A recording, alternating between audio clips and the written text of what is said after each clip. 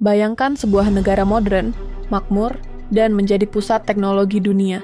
Tapi siapa sangka, di balik semua itu, hanya ada 5 keluarga yang memegang kendali. Mereka bukan sekadar pengusaha, mereka adalah penguasa bayangan, pengendali ekonomi, penentu arah politik. Selamat datang di Korea Selatan, tempat di mana demokrasi hidup berdampingan dengan kekuatan oligarki yang tak terlihat. Kita mulai dari titik nol. Tahun 1950-an, Korea Selatan baru saja keluar dari Perang Korea. Negara ini hancur. PDB per kapita hanya $67 Amerika per tahun, sekitar 1 juta rupiah dengan nilai hari ini. Rakyatnya kelaparan, infrastrukturnya porak-poranda, dan masa depannya nyaris tak terlihat. Dunia menganggap Korea Selatan sebagai negara gagal yang bergantung sepenuhnya pada bantuan asing. Namun di tengah kehancuran itu, muncul seorang jenderal militer bernama Park Chung-hee. Ia merebut kekuasaan melalui kudeta, lalu menjalankan proyek besar yang akan mengubah wajah Korea selamanya. Park memiliki satu keyakinan, Korea tak akan pernah maju jika terus bergantung pada donasi luar negeri. Maka ia memilih jalan lain, industrialisasi total. Park Chung-hee kemudian menunjuk 5 perusahaan swasta dari 5 sektor strategis. Industri berat, otomotif, elektronik, energi, dan retail. Perusahaan-perusahaan ini diberi perlindungan penuh oleh negara, akses modal, bahkan jaminan utang luar negeri. Negara rela berutang $800 juta dari Jepang dan Amerika Serikat demi membesarkan mereka. Park punya pesan yang tegas kepada para pemilik perusahaan ini.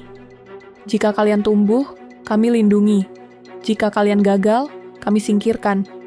Jika kalian korup, kami habisi seluruh keluarga kalian. Proyek ini bukan sekadar kebijakan ekonomi. Ini adalah taruhan hidup mati Korea Selatan. Dari 5 perusahaan itulah lahir para raksasa yang kita kenal hari ini. Samsung yang kini menguasai elektronik, konstruksi, perbankan, dan asuransi. Hyundai, raja otomotif, konstruksi, dan perkapalan.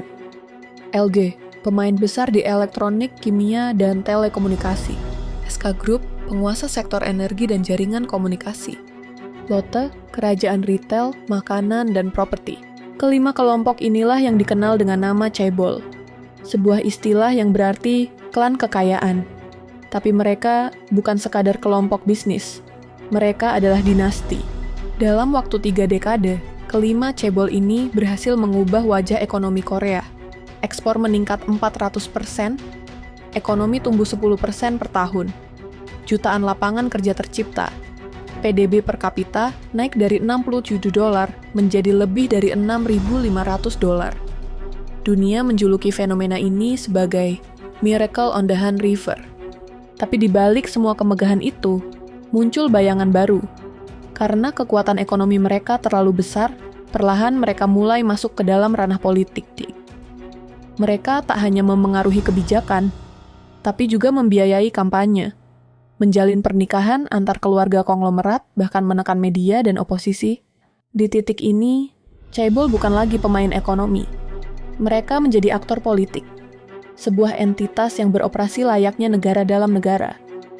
Beberapa orang menyebutnya sebagai Deep State Korea.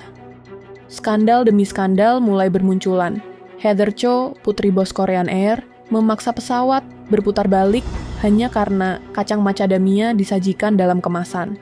Lee Jae-yong, pewaris Samsung, divonis penjara karena terlibat korupsi dengan Presiden Park Geun-hye. Tapi dia tak pernah benar-benar jatuh. Dia mendapat pengampunan dan kembali menjabat sebagai bos Samsung. Kasus-kasus ini membuktikan satu hal. Hukum di Korea Selatan bisa goyah jika yang dilawan adalah keluarga chaebol. Mereka kebal. Mereka tidak tersentuh.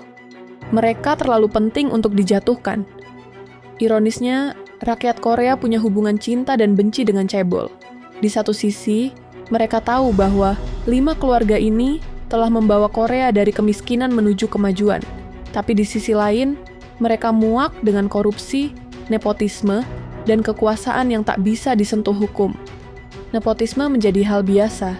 Hampir semua elit politik Korea punya koneksi dengan keluarga chaebol.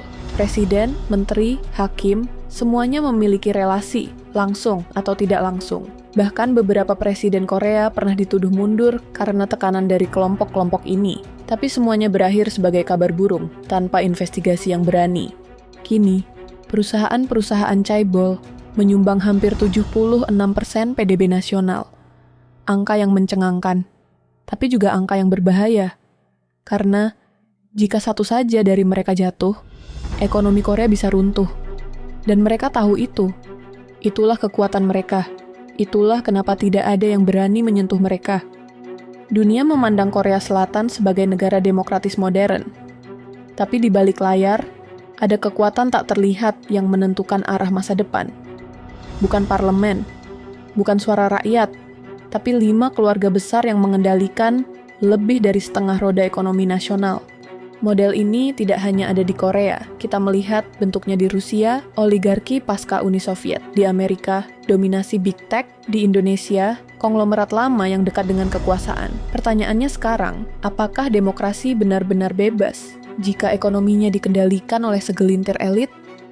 Chaebol telah membawa Korea menuju kemajuan, tapi mereka juga menciptakan struktur kekuasaan yang tak demokratis, tak transparan, dan hampir tak tergoyahkan. Ini bukan sekadar soal bisnis. Ini adalah soal siapa yang berkuasa, siapa yang membuat aturan, dan siapa yang tak bisa disentuh. Di dunia di mana kekuasaan semakin bergeser dari politikus ke pengusaha, dari rakyat ke pemilik modal, pertanyaan besarnya adalah, siapa yang sebenarnya memimpin negara kita? Pemerintah, rakyat, atau mereka yang tidak kita pilih, tidak kita lihat, tapi menentukan segalanya dari balik layar? Karena di balik wajah modern sebuah negara, selalu ada kekuatan yang tak ingin kita lihat. Dan tugas kita adalah membuka mata. Agnivarta, karena dunia tidak pernah benar-benar tenang.